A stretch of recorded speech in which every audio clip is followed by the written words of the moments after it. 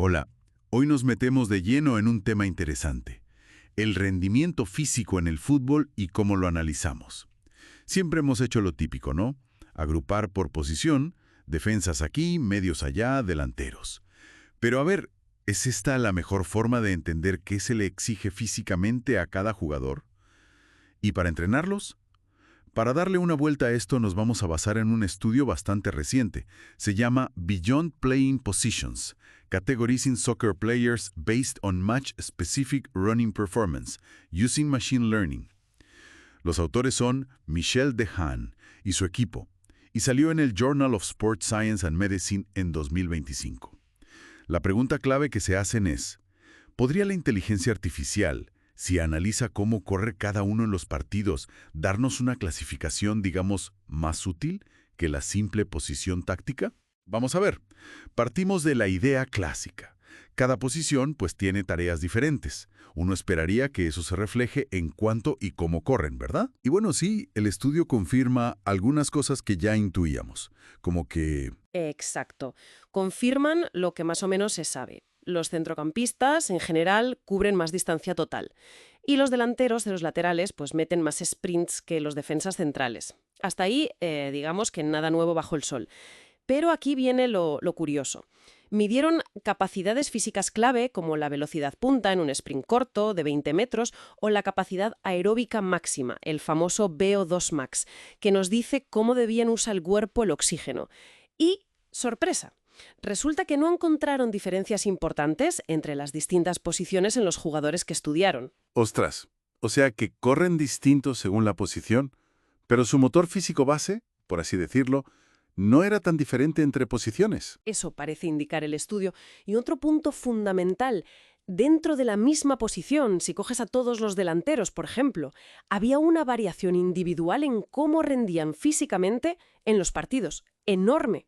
Algunos defensas corrían muchísimo más que otros. Algunos delanteros hacían bastantes menos sprints que otros compañeros de ataque. Una variabilidad muy, muy alta. Vale, entiendo. La posición explica algo de cómo corren, pero ni explica las diferencias en capacidad física base, ni tampoco es un bloque homogéneo. Hay mucha diversidad dentro. Entonces, si la posición se queda corta, ¿qué alternativa probaron en el estudio? Pues aquí es donde entra la tecnología. Propusieron usar aprendizaje automático, Machine Learning. En concreto, un algoritmo que se llama K-Means Clustering. A ver, la idea es sencilla en concepto. En vez de decir tú, este es defensa, este es medio, le das a la máquina todos los datos de carrera de los partidos. O sea, cuántos metros hacen a baja intensidad, a media, a alta, cuántos en sprint. Y le dices, encuéntrame tú los grupos naturales de jugadores que corren parecido, sin etiquetas previas. Interesante. ¿Y qué encontró la máquina? ¿Qué grupos salieron? Pues identificó 5 grupos, 5 clusters con perfiles de carrera muy diferenciados. Por ejemplo, había un grupo que llamaron alta resistencia a alta intensidad. Eran jugadores que cubrían mucha distancia total y además a ritmos bastante elevados.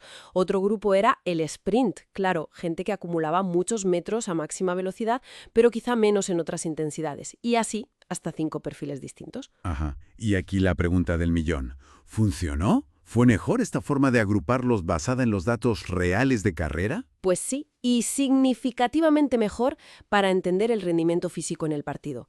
Resulta que los grupos que creó el algoritmo eran, por un lado, mucho más homogéneos por dentro, es decir, los jugadores de un mismo clúster se parecían mucho más entre sí en cómo corrían, y por otro lado, eran más distintos entre los diferentes clústers, mucho más que si los agrupabas por la posición tradicional. Ajá.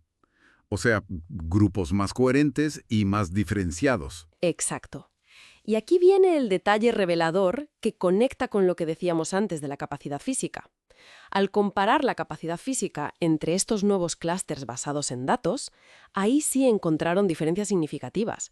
Por ejemplo, la velocidad en ese sprint de 20 metros. El clúster sprint era claramente más rápido. Hablamos de una media de 1,5 kilómetros más rápido que el clúster de alta resistencia a alta intensidad. Y esa diferencia no aparecía cuando mirabas solo por posición. Claro. Ahí está la clave. Cuando agrupas por lo que hacen en el campo, sí que afloran diferencias físicas medibles que la etiqueta de la posición estaba, digamos, ocultando. Vale, y esto llevado a la práctica, ¿qué significa? Para un preparador físico, un analista, ¿Por qué es importante? Pues sugiere que quizá deberíamos mirar un poco más allá de la simple etiqueta de defensa o delantero, que usar los datos reales de rendimiento nos da una foto mucho más fiel de las demandas que soporta cada jugador. Y esto, claro, podría permitir diseñar entrenamientos físicos mucho más específicos, más personalizados. Ya no entrenas igual a todos los medios, sino que adaptas la carga al perfil de carrera real de cada uno. Sea un jugador tipo sprinter o uno de alta resistencia, da igual si en el papel pone que es defensa o delantero. Se trata de entrenar según lo que el jugador hace físicamente en el campo. Fascinante, la verdad.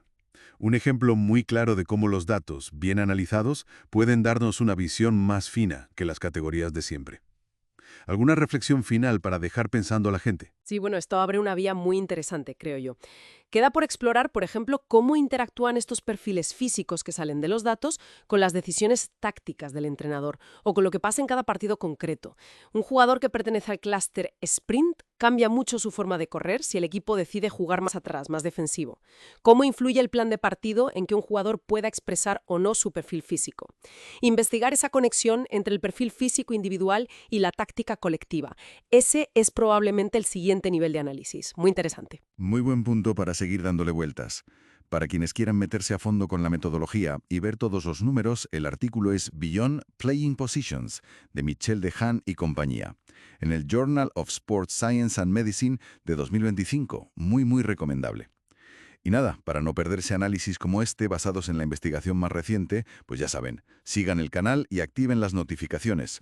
Hasta la próxima exploración.